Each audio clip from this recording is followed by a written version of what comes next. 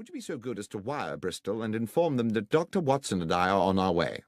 I will, sir. You mean to go there today? Indeed, yes, as soon as I have made a check or two at Paddington Station.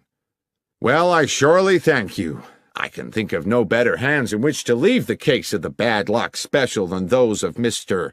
Sherlock Holmes. Holmes did not smile. I never leave anything to chance, Mr. Masterson. Perspicacity and reason are the tools I employ. Forgive me, Mr. Holmes. As I say, I am fatally attracted to puns. We will keep you in touch, Holmes said, with all developments. Within half an hour we were at Paddington, but before boarding the Bristol train, Holmes wished to make certain that the so-called bad luck special was secure. The train had been shunted into a siding, and we were relieved to find that police responsibility for the case had fallen to Inspector Stanley Hopkins, a young but ambitious detective with whom Holmes and myself had had numerous dealings in the past. Hearing that we were being engaged by Mr. Benedict Masterson, the inspector agreed to watch over the train and make sure it remained undisturbed until our return to London.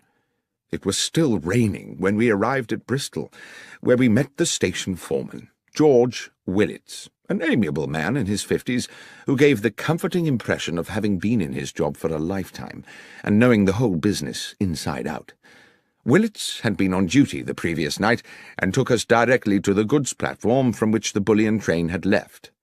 Though he did his best to be of assistance, he looked painfully weary. "I apologise to you gents for my appearance," he said, "but I was on night shift last night seeing out the special. I was just about to go off when the message came from London about the theft, so I've not yet been home to bed." "We won't keep you long, Willits," Holmes said. "I understand you were here when the bullion boxes were being loaded." "I was, sir. I supervised them myself. Watched them being lifted into the guard's carriage at this very spot, before I sent the signal to bring in the rest of the train."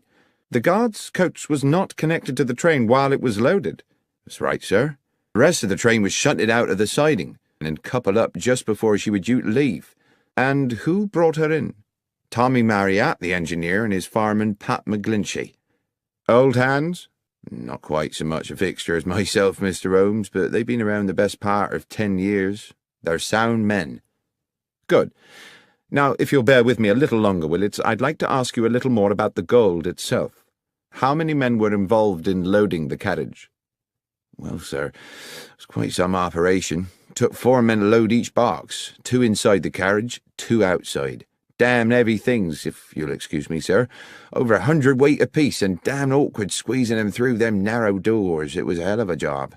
"And how long would you say the whole business took?" "It was about midnight when they started, and about 2:15 by the time they finished, so almost 80 minutes. "And after it was loaded, was there any delay before departure?" "No, sir. The rest of the train, as I say, was reversed in from the siding. John Lyons, the guard, got aboard, and the door of the guard's coach was locked from without, sir, as per our instructions." "One final question, Willits, if I may. I'm informed the train stopped en route." "Yes, sir. She was scheduled to hold up for a minute or so at Swindon to take on water." "It stopped for no longer than that, and at no other time?" "No, sir. The signalman would know for sure if she'd been held over for more than a minute, and that's already been checked." Holmes seemed to pause for a moment while he considered all this information, and then he said, "Willits, I am most grateful for your detailed and, I have no doubt, accurate recollections.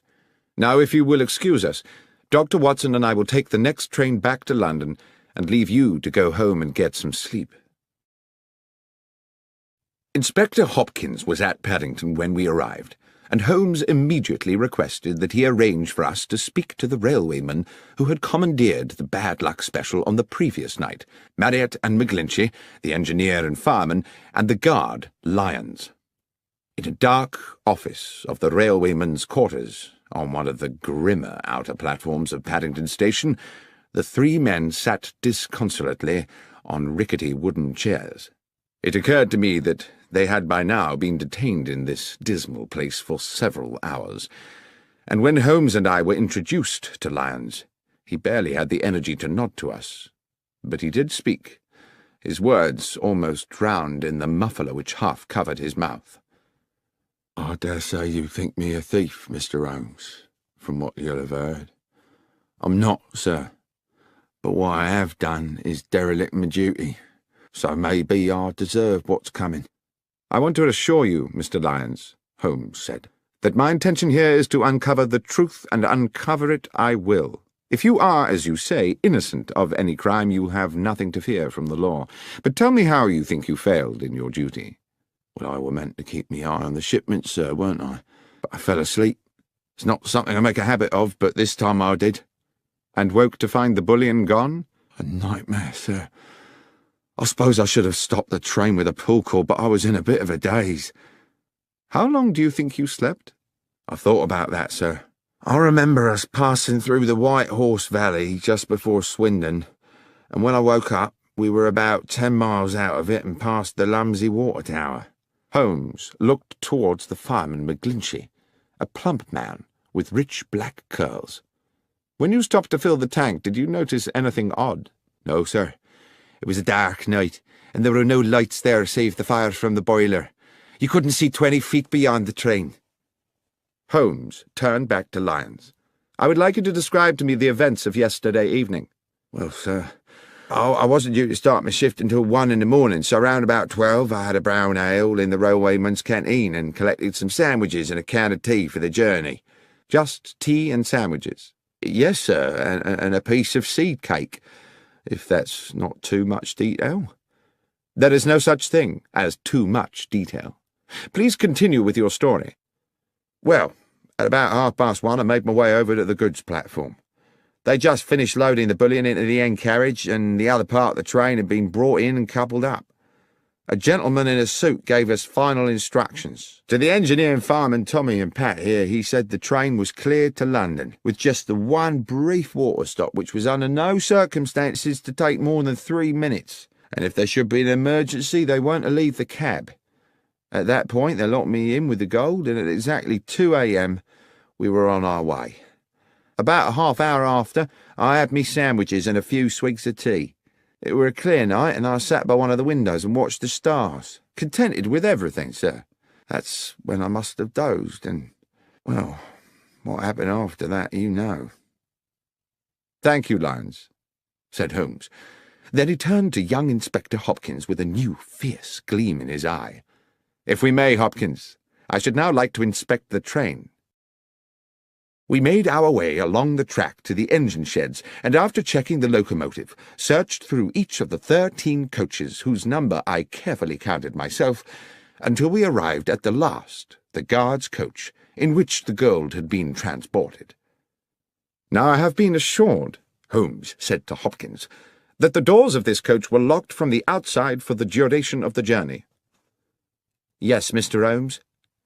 "Yet it was possible to move along the train through the coaches via the connecting doors?" "Yes." "And what of the other coaches?" "I checked them.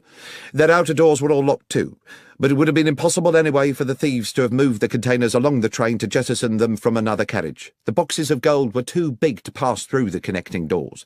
All that had been carefully calculated." "But is it quite certain," I ventured, "that the boxes could not have been opened and the gold removed bar by bar?"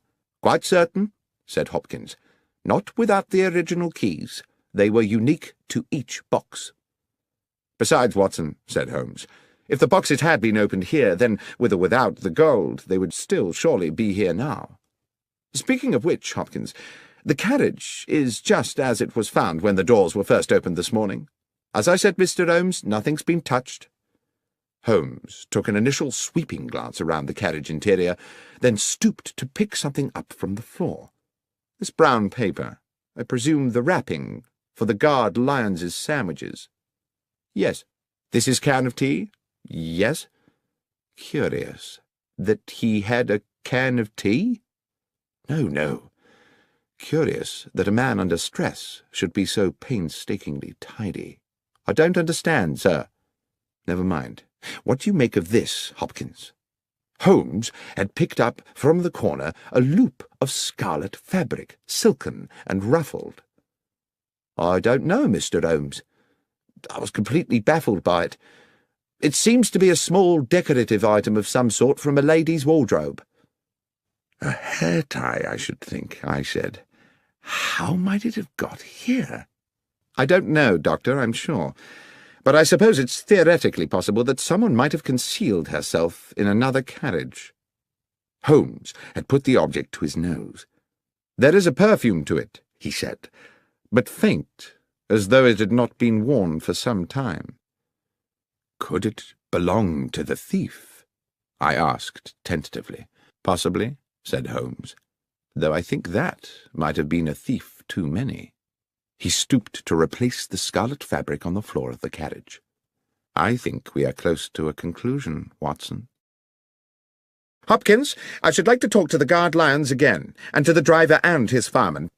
Please make sure that there is at least one other police officer present, and we must be sure to invite Mr. Benedict Masterson to our little denouement, since he's been kind enough to pay the fee for this investigation. By the time Masterson arrived, the clock was approaching 9, and we sat in the old mess-room bathed in dingy yellow gaslight. The rain rattled ceaselessly on the roof and windows, and, when we were all assembled, the 3 weary railwaymen, along with Benedict Masterson, Inspector Hopkins, a junior officer, and Holmes and myself, the gathering became hushed and expectant. Masterson said, "Well, this has certainly been a baffling business, Mr. Holmes. But I assume we're here because you've picked up some clues along the way. You are certainly a man equal to his reputation, sir. The inspector mentioned a red silk trinket of some sort." "Yes," Holmes said. He produced the item from his pocket. "This piece of perfumed fabric. The clear message is that someone was concealed in the carriage with the bullion." "I see. And moreover," I put in, "that the concealed person was probably female." Masterson appeared a little shaken. "Female, you say? Oh, dear." "If I may," said Holmes, "we will return to that later. Mr. Lyons, let us revert for the present to the subject of your sandwiches." "My sandwiches again, sir?" "Indeed. The sandwiches you took on board the train last night, together with the seed cake and the can of cold tea. You say you ate them just before you fell asleep." "Yes, sir." "You ate the sandwiches and the cake, you dozed off, you woke up again, and the gold was gone." "Yes, sir. That's how it happened." "And when you came round and realized the gold had gone, you say it was like a nightmare." "Yes, Mr. Holmes." "You were very agitated?" "I certainly was. Too agitated, I expect, to sweep the floor of the carriage." "To what, sir?" "I presume you did not sweep the floor of the carriage at that point, in that disturbed state." "No, sir, I didn't. With respect, sir, that's not my job." "Quite. One wouldn't expect you to, which makes it very difficult to explain why, when I examined the guard's coach this afternoon, I found not a single crumb on the floor. Now, can anyone here tell me how it's possible to eat several sandwiches and a slice of seed cake without dropping a single crumb? Or, come to that, a single seed?" "I promise you, sir, what I said about my supper was true. I remember exactly what I brought and exactly what I ate." "I have no doubt of that, Mr. Lyons." "Then what, sir?" "My point is merely that you were obviously not in coach 13 when you ate the sandwiches." "On my honour, Mr. Holmes, I swear I was." "Oh, you were in a carriage, certainly, but you were not in the carriage in which your sandwich wrapper was found. The coach where you ate your supper, the coach with the bullion, never made it to London." "Mr. Holmes, this is confusing," began Masterson. Holmes interrupted. "On the contrary, Mr. Masterson, it's very clear. The coach containing the gold was uncoupled from the train when it stopped for water, run into a siding by those awaiting it, and unloaded of its cargo at their leisure during the night.